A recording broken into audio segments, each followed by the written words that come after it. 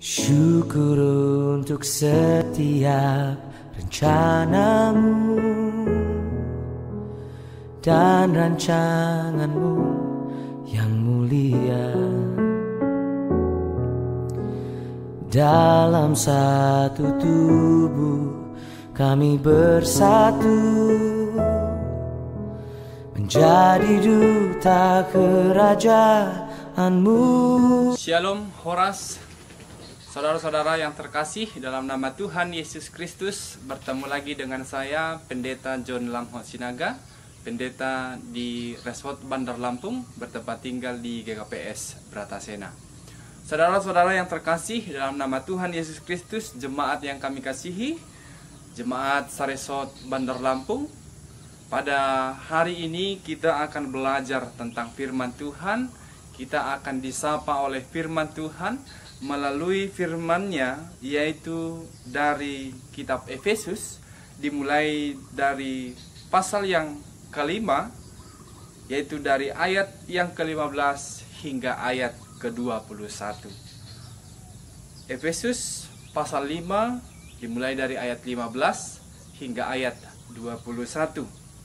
Tapi sebelum kita belajar tentang firman Tuhan, terlebih dahulu kita menyerahkan hati dan pikiran kita agar Tuhan memberikan kuasa kepada kita untuk dapat mengerti tentang firman Tuhan. Kita bersatu di dalam doa.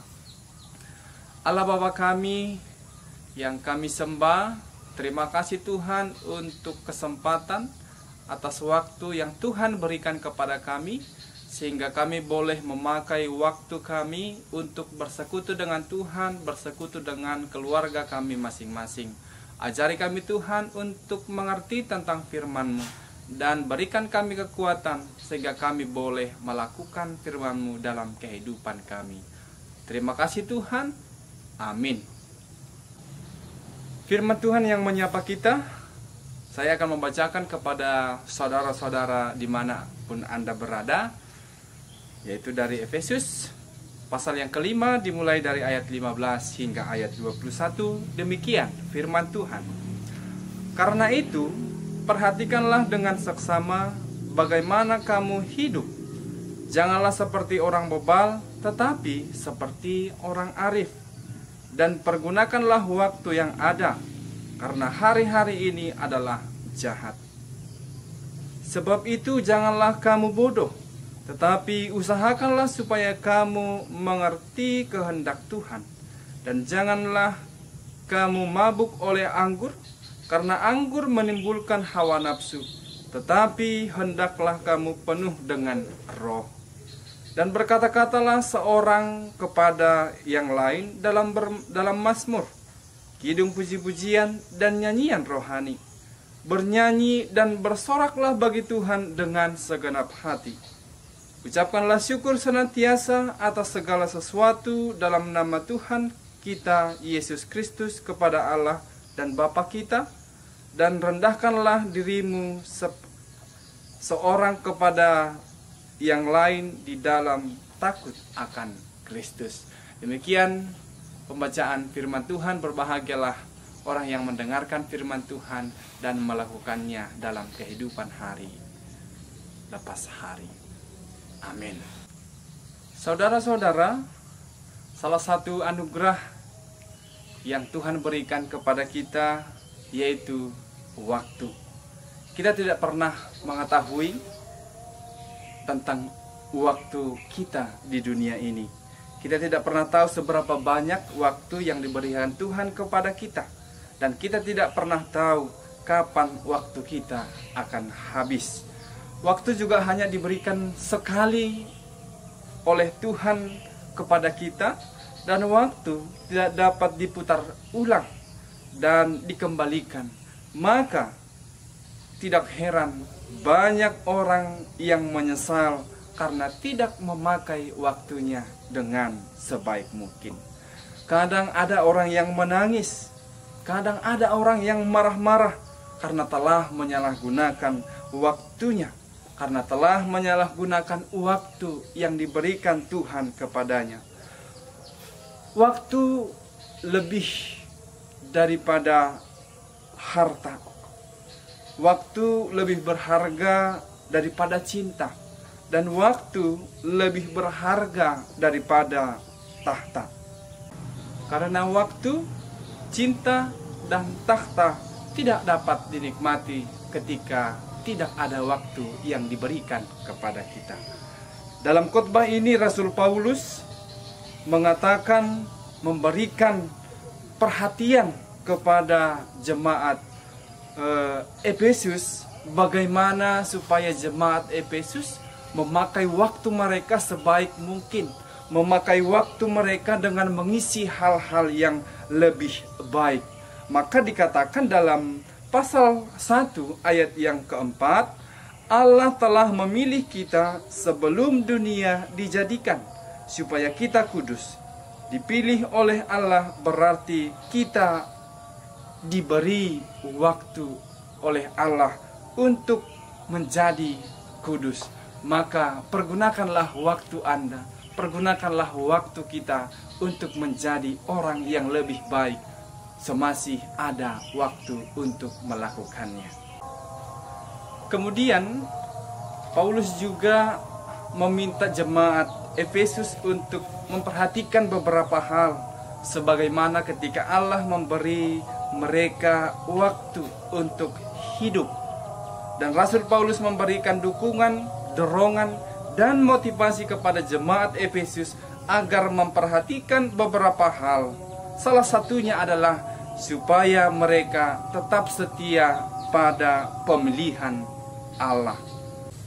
Maka Paulus meminta jemaat dan juga kita untuk memperhatikan beberapa hal, sebagaimana ketika Allah masih memberikan waktu untuk kita hidup di dunia ini.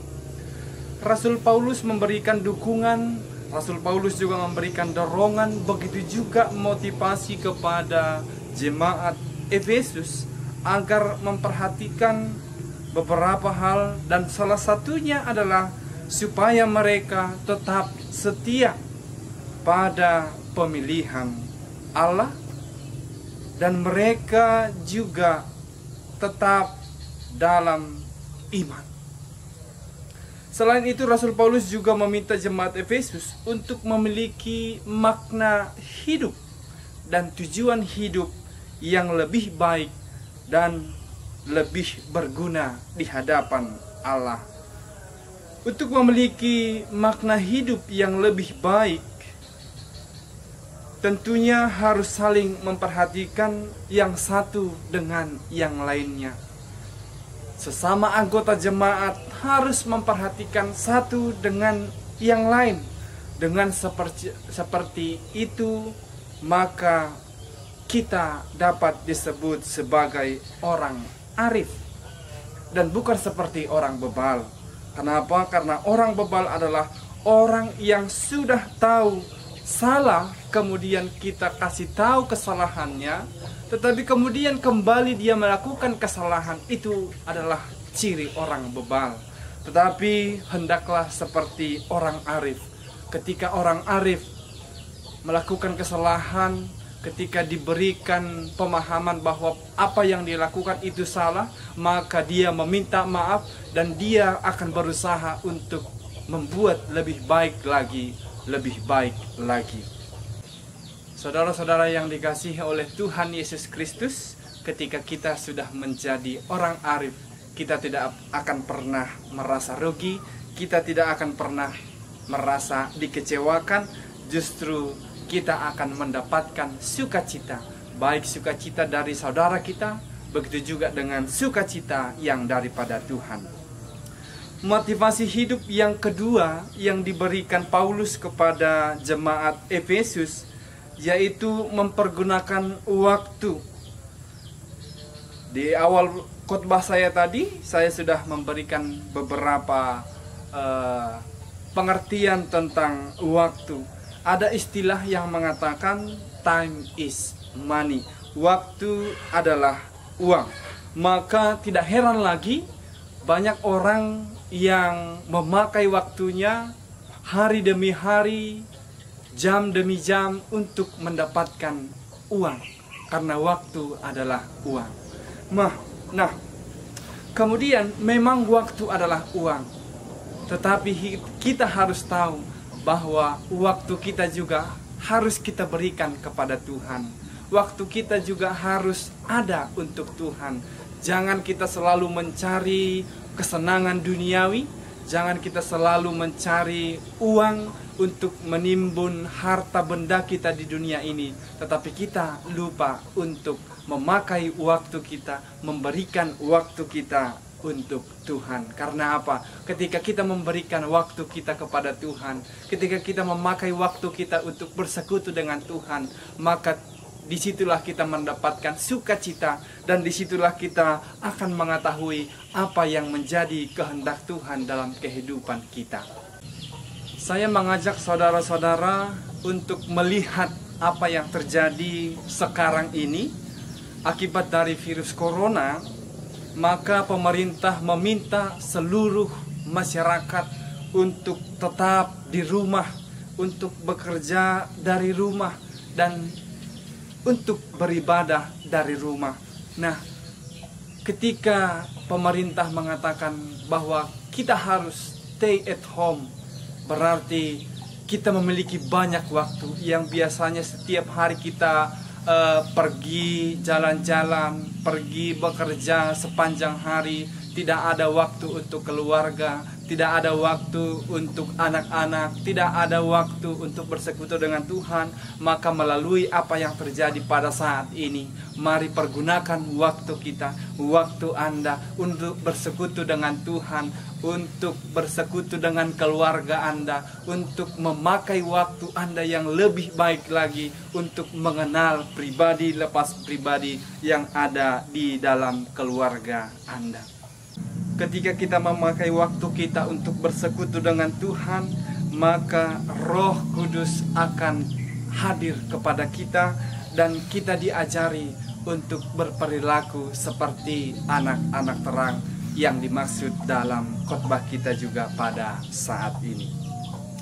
Demikian jugalah cara hidup sebagai orang atau sebagai anak-anak terang yang tidak dapat dikalahkan oleh apapun dan tidak dikalahkan oleh gelap.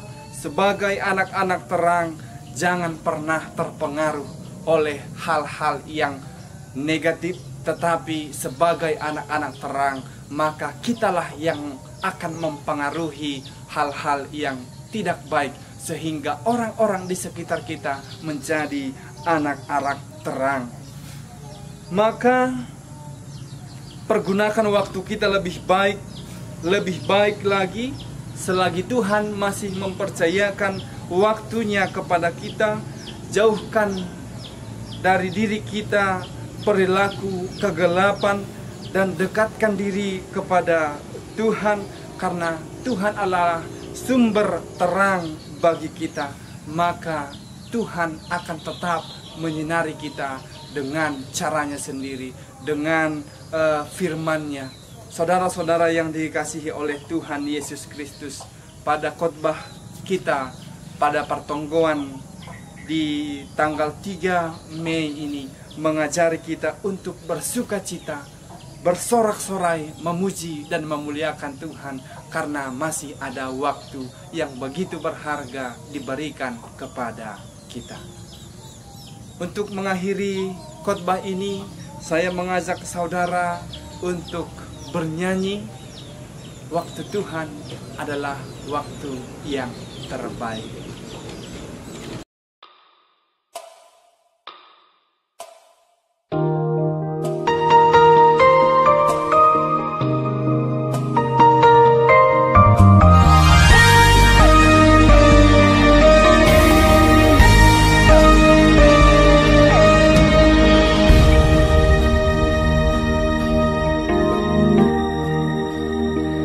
Bila kau izinkan sesuatu terjadi,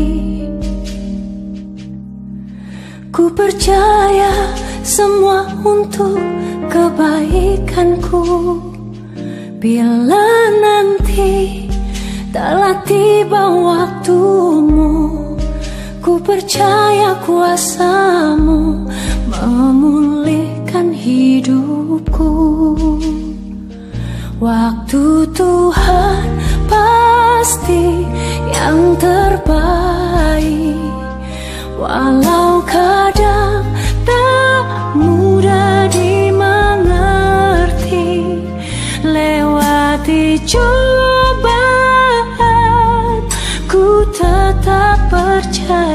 waktu Tuhan pasti yang terbaik.